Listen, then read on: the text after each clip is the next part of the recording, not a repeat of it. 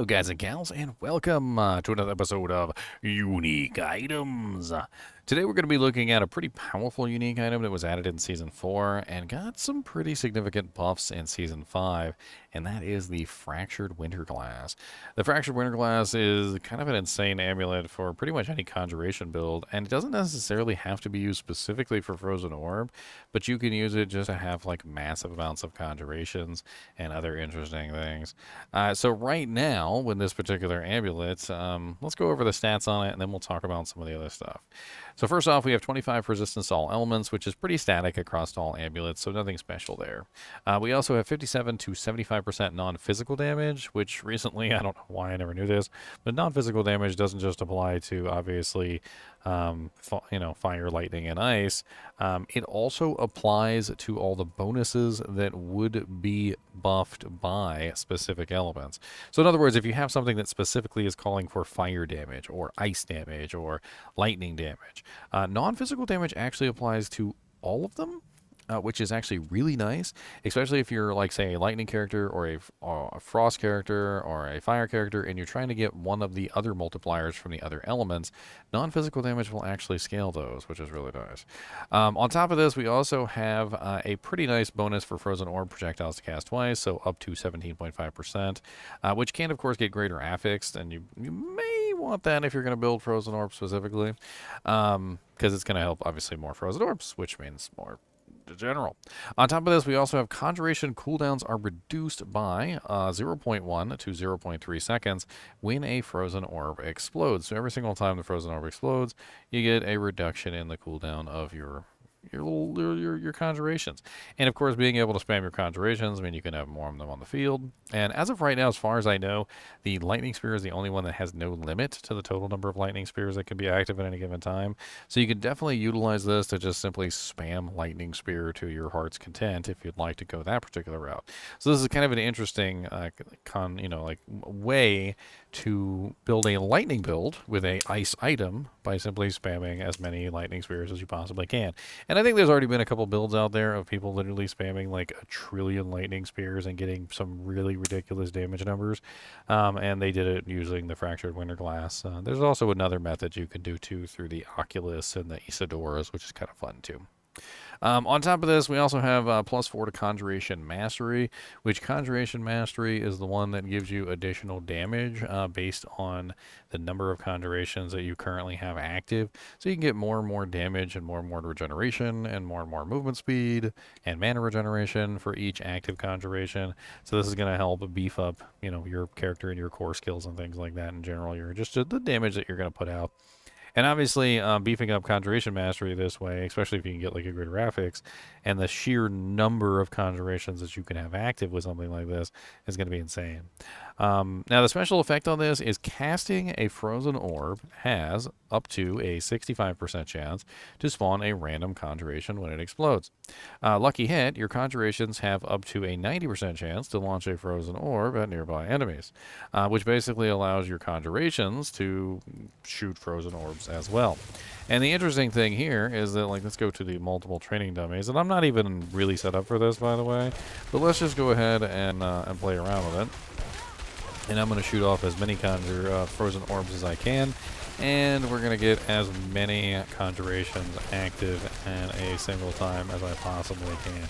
So we're just going to keep on spamming as many conjurations as we can.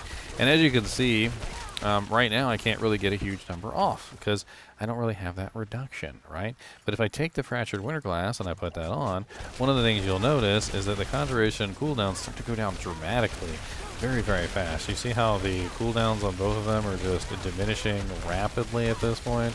So I can just keep spamming as many Lightning Spears as I possibly can and getting as much Lightning Spear damage. And every single Lightning Spear, of course, has the ability to spam more Frozen Orbs, and the damage just gets absolutely insane through this.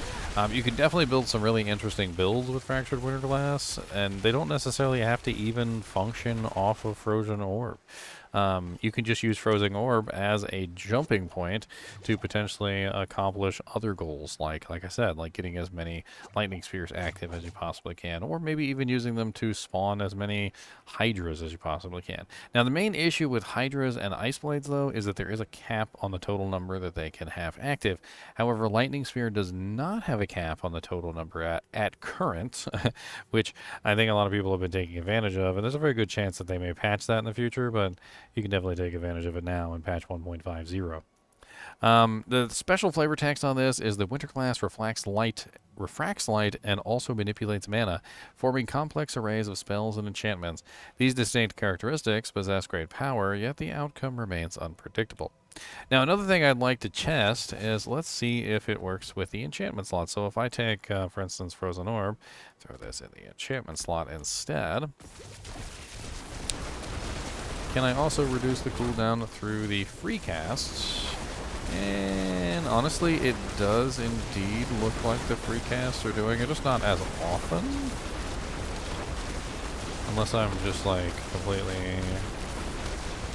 No, it definitely is. The frozen orbs that are coming out of the free casts are definitely causing at least something to occur.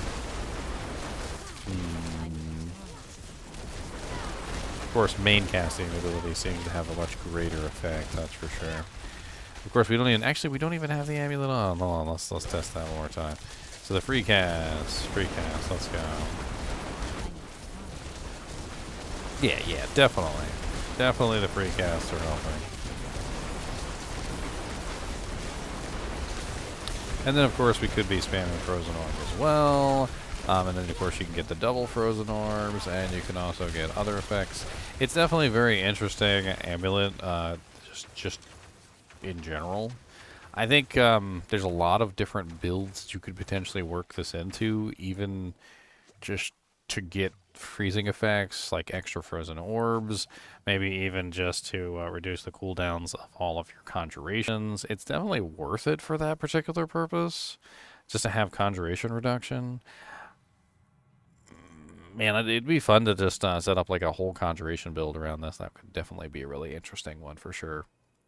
I've already seen a couple videos where people have just been like laying into the conjurations and doing massive amounts of damage through the conjuration bonuses, which is just beautiful. It's absolutely beautiful.